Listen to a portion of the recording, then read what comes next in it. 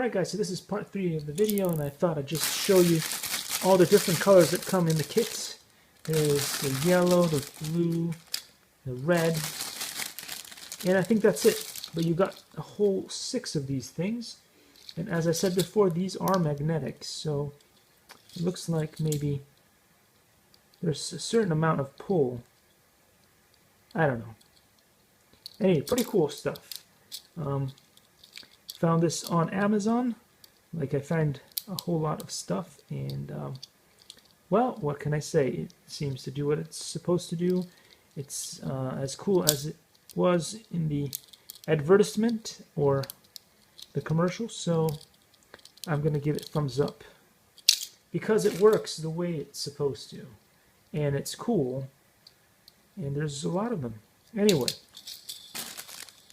looks pretty cool, guys. Made in China. Likey.